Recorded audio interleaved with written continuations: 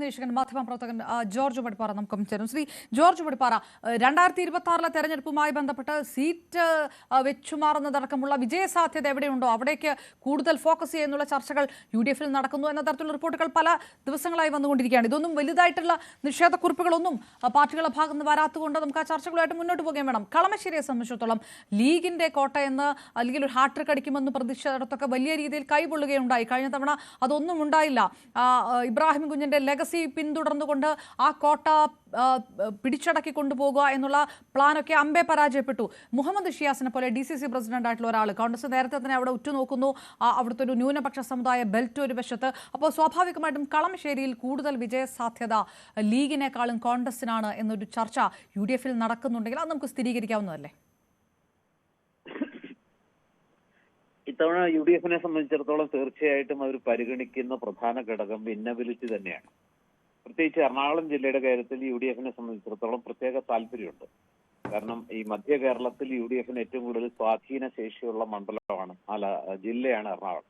ഈ എറണാകുളം ജില്ലയിൽ പരമാവധി സീറ്റുകൾ സമാഹരിച്ചുകൊണ്ട് മാത്രമേ UDF-ന് ഭരണത്തിലേക്കുള്ള ദൂരം കുറയ്ക്കാൻ പറ്റുള്ളൂ. അതല്ലെങ്കിൽ ഭരണത്തിലേക്ക് എത്തുന്ന ഒരു സാധ്യത എറണാകുളത്ത് കിട്ടുന്ന സീറ്റുകൾ വളരെ നിർണായകമാണ്. അതുകൊണ്ട് തന്നെ എന്ത് വില കൊടുത്തും എറണാകുളത്ത് പരമാവധി സീറ്റുകൾ പിടിച്ചെടുക്കുക എന്നുള്ളൊരു രാഷ്ട്രീയം തന്നെയായിരിക്കും UDF പയറ്റാൻ പോകുന്നത്. കാരണം അതിന് അവരെ സഹായിക്കുന്ന ഘടകം പ്രതിപക്ഷ നേതാവ് VD സതീശന്റെ നേരിട്ടുള്ള ഇൻവോൾവ്മെന്റ് ഉള്ള ഒരു ജില്ലയാണ്. രണ്ടാമതായിട്ട് ഒരുപക്ഷെ കേരളത്തിൽ തന്നെ ഏറ്റവും കോൺഗ്രസിന്റെ ഏറ്റവും വൈബ്രന്റ് ആയിട്ടുള്ള DCC പ്രസിഡന്റ് മുഹമ്മദ് ഷിയാസ് ഉള്ള മണ്ഡലമാണ്.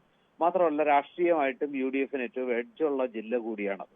അതുകൊണ്ട് തന്നെ അവിടുന്ന് പരമാവധി സീറ്റ് നേടുക എന്നുള്ളത് UDF-നെ സംബന്ധിച്ചിടത്തോളം വളരെ പ്രധാനമാണ്. ഇപ്പൊ കഴിഞ്ഞ തവണ കുറെ കാലമായിട്ട് കളമശ്ശേരി മണ്ഡലം എന്ന് പറയുന്ന ലീഗ് മത്സരിക്കുന്ന മണ്ഡലമാണ്.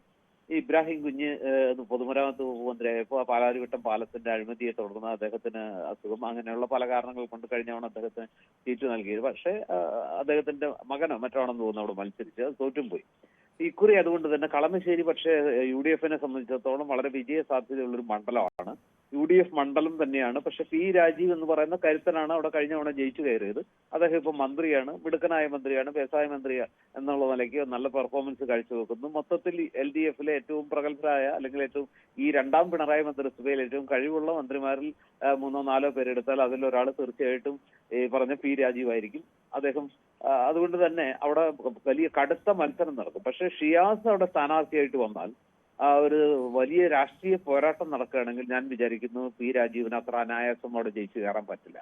പകരം ലീഗ് തന്നെ മത്സരിക്കുകയാണെങ്കിൽ എനിക്ക് തോന്നുന്നു രാജീവിന് അവിടെ വീണ്ടും ജയിക്കാനുള്ള സാധ്യത കൂടുതലാണ്. കാര്യം അവിടെ മുസ്ലിം മൈനോറിറ്റീസ് ധാരാളം ഉണ്ടെങ്കിൽ പോലും അതിനേക്കാൾ കൂടുതൽ കളമശ്ശേരിയുടെ ഒരു സ്വഭാവം വെച്ച് എറണാകുളത്ത് ലീഗിന് കൊടുക്കാൻ കൊള്ളാവുന്ന ഒരു മണ്ഡലം എന്നുള്ള നിലയ്ക്ക് ആ മണ്ഡലം കാലങ്ങളായിട്ട് ലീഗിന് കൊടുക്കുന്നു എന്നല്ലാതെ യഥാർത്ഥത്തിൽ അവിടെ ലീഗിന്റെ വോട്ട് കൊണ്ട് മാത്രമല്ല കളമശ്ശേരിയിൽ ജയിക്കുന്നത്. അവിടെ ക്രിസ്ത്യൻ വോട്ടുകൾ ധാരാളം ഉണ്ട്. അതുപോലെ തന്നെ എറണാകുളം മണ്ഡലത്തിന്റെ ഒരു കോൺഗ്രസ് ചായ്വ്, ആ ജില്ലയുടെ ഒരു കോൺഗ്രസ് ചായ്വും കളമശ്ശേരിയുടെ വിജയത്തിൽ പ്രധാനമാണ്.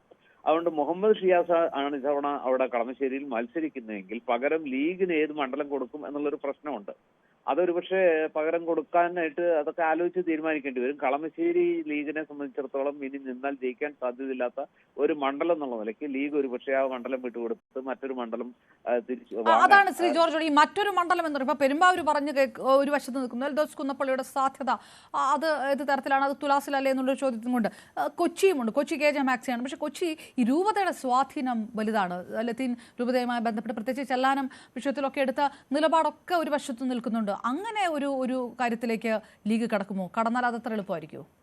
ലീഗിന് കൊച്ചി ഒട്ടും സുരക്ഷിതമല്ല എന്നാണ് ഞാൻ വിചാരിക്കുന്നത്. കാരണം കൊച്ചിയിൽ ലീഗിന്റെ സ്ഥാനാർത്ഥിയെ ചെന്നാൽ അവിടുത്തെ ലത്തീൻ രൂപതയുടെ ഒരു വലിയ നിയന്ത്രണമുള്ള മേഖലയാണ്. അല്ലെങ്കിൽ തന്നെ അവിടെ UDF-ന് അത്ര എളുപ്പമല്ല. അപ്പൊ അങ്ങനെയുള്ളൊരു സാഹചര്യത്തിൽ കൊച്ചി കൊണ്ട് തൃപ്തിപ്പെടാൻ ലീഗ് തയ്യാറാകുമെന്ന് എനിക്ക് തോന്നുന്നില്ല. നേരെ മറിച്ച് പെരുമ്പാവൂരാണെങ്കിൽ ഒരുപക്ഷെ ലീഗ് അതിന് വഴങ്ങിയെന്ന് വരാം. പെരുമ്പാവൂരും ധാരാളം മുസ്ലിങ്ങളുള്ള ഒരു മേഖലയാണ്. പക്ഷെ കൊച്ചിയുടെ ഒരു സ്വഭാവമല്ല. അവിടുത്തെ പോലെ ലത്തീൻ രൂപതയുടെ പെരുമ്പാവൂരിൽ സ്വാഭാവികമായിട്ടും കൂടുതലുള്ളത് യാക്കോബായ സഭയുടെ ഒരു സ്വാധീനമാണ് കൂടുതലുള്ളത്. പിന്നെയുള്ള എല്ലാവരും ഉണ്ട് എങ്കിലും യാക്കോബായ സഭയ്ക്ക് പൊതുവിൽ സ്വാധീനമുള്ള ഒരു ഇതാണ്. പക്ഷെ അവിടെ ഈ പറഞ്ഞ പോലെ എൽദോസ് കുന്നപ്പള്ളിയെ സംബന്ധിച്ച് കുറെ എന്താ പറയാ ചീത്ത കാര്യങ്ങൾ അദ്ദേഹം MLA ആയിരുന്ന സമയത്ത് അദ്ദേഹത്തിനെതിരെ ഉയർന്ന സ്ത്രീപീഡനം അടക്കമുള്ള കുറെ പരാതികളും കേസുകളും ഒക്കെ ഒരുപക്ഷെ അദ്ദേഹത്തിന് രണ്ടാമതൊരു സീറ്റ് കൊടുക്കാൻ എന്ന കാര്യത്തിൽ സിറ്റിംഗ് സീറ്റ് എല്ലാവർക്കും കൊടുക്കുകയാണെങ്കിൽ പോലും എൽദോസ് കുന്നപ്പള്ളിയുടെ കാര്യത്തിൽ ഒരുപക്ഷെ ഒരു വിണ്ടുവിചാരം ഉണ്ടായേക്കാം.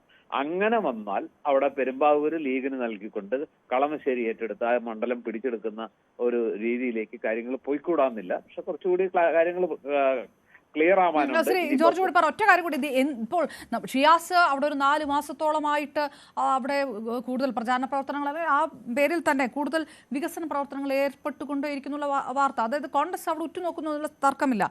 DCC പ്രസിഡന്റ് ഷിയാസ് അങ്ങോട്ട് വരികയാണെങ്കിൽ, പി രാജീവ് തന്നെ വീണ്ടും തെരഞ്ഞെടുപ്പ് ഇറങ്ങുകയാണെങ്കിൽ അതെങ്ങനെ ഇടതുപക്ഷത്തിന് തിരിച്ചടിയാകാനുള്ള സാധ്യതയുണ്ട്? എന്തെല്ലാം ന്യൂനപക്ഷ വോട്ടുകൾക്കപ്പുറത്തേക്ക് ഘടകം എന്തൊക്കെയായിരിക്കും? ന്യൂനപക്ഷ വോട്ടുകളുടെ ഘടകമല്ല, അതൊരു ഒന്നാം തരം രാഷ്ട്രീയ പോരാട്ടമായിരിക്കും. അതായത് സാധാരണഗതിയിൽ നമുക്ക് ഒരിക്കലും ഒരു പോരായ്മ പറയാൻ പറ്റുന്ന ഒരാളല്ല പി രാജീവ്. അദ്ദേഹം കമ്മ്യൂണിസ്റ്റ് CPM-ന്റെ പ്രമുഖനായ നേതാവാണ്, ഇപ്പോഴും വളരെ ചെറുപ്പക്കാരനായ നേതാവാണ്. മാത്രമല്ല വ്യവസായ മന്ത്രി എന്നുള്ള നിലയ്ക്ക് കേരളത്തിന് നല്ല ഒരു എന്താ പറയുക ഒരു കുതിപ്പ് ഗതിവേഗം നൽകിയ ആളാണ്. നല്ല ധാരണകൾ പുതിയ കാലഘട്ടത്തെക്കുറിച്ച്, പുതിയ രാഷ്ട്രീയത്തെക്കുറിച്ച്, രാജ്യാന്തര ബന്ധങ്ങളെക്കുറിച്ച് എന്ന് വേണ്ട പുത്തൻ രാഷ്ട്രീയത്തെക്കുറിച്ചൊക്കെ കൃത്യമായ അവഗാഹമുള്ള ഏത് വിഷയത്തെക്കുറിച്ചും നന്നായി സംസാരിക്കാനും അതനുസരിച്ച് സംസാരം മാത്രമല്ല പ്രവൃത്തിയിലും നിലവാരം പുലർത്തുന്ന ഒരാളാണ് പി രാജീവ്. അതുകൊണ്ട് തന്നെ അദ്ദേഹത്തിന് അവിടെ സ്വാധീനമുണ്ട്, രാഷ്ട്രീയത്തിന് അതീതമായ സൗഹൃദങ്ങളുണ്ട്. പക്ഷെ ഇതൊക്കെയാണെങ്കിലും എറണാകുളത്തിന്റെ ഒരു പൊതു രാഷ്ട്രീയം UDF-ന് അനുകൂലമായതുകൊണ്ടും മുഹമ്മദ് ഷിയാസ് എന്ന് പറയുന്ന DCC പ്രസിഡന്റ് കേരളത്തിലെ ഏറ്റവും മികച്ച DCC പ്രസിഡന്റ് ആയതുകൊണ്ടും അദ്ദേഹത്തിന്റെ ആ രാഷ്ട്രീയ പോരാട്ടം, അദ്ദേഹം വളരെ വൈബ്രന്റ് ആണ്, അദ്ദേഹം നന്നായി പ്രവർത്തിക്കുന്ന ഒരാളാണ്. ഏറ്റവും നന്നായിട്ട് കോൺഗ്രസ് പ്രസ്ഥാനം പ്രവർത്തിക്കുന്ന ഒരു ജില്ല ഏതെന്ന് ചോദിച്ചാൽ ഒറ്റ വാക്ക് പറയാൻ കഴിയും എറണാകുളം എന്ന്. അപ്പൊ സ്വാഭാവികമായിട്ടും അവിടുത്തെ രാഷ്ട്രീയ മേധാവിത്വം ആർക്കാണോ, LDF-നാണോ UDF-നാണോ? കാരണം രണ്ട് തുല്യ ശക്തികളുള്ള സ്ഥാനാർത്ഥികളാണ്. രണ്ട് മുന്നണിയിലെയും കരുത്തന്മാര് കൊമ്പ് കോർക്കുമ്പോൾ ആത്യന്തികമായിട്ട് അവിടെ വിധി നിശ്ചയിക്കുക രാഷ്ട്രീയ മേധാവിത്വം തന്നെയാകും. അങ്ങനെ വന്നാൽ ഒരുപക്ഷെ എറണാകുളം ജില്ലയുടെ ഇപ്പോഴത്തെ ഒരു സാഹചര്യവും ഭരണവിരുദ്ധ വികാരവും വരുമ്പോൾ ഒരുപക്ഷെ UDF അവരുടെ പരമ്പരാഗത മണ്ഡലത്തിൽ വിജയിക്കാൻ സാധ്യത കൂടുതലാണ്. ഓക്കെ, തീർച്ചയായിട്ടും നന്ദി ശ്രീ ജോർജ് പടിപ്പാറ. ഇപ്പോൾ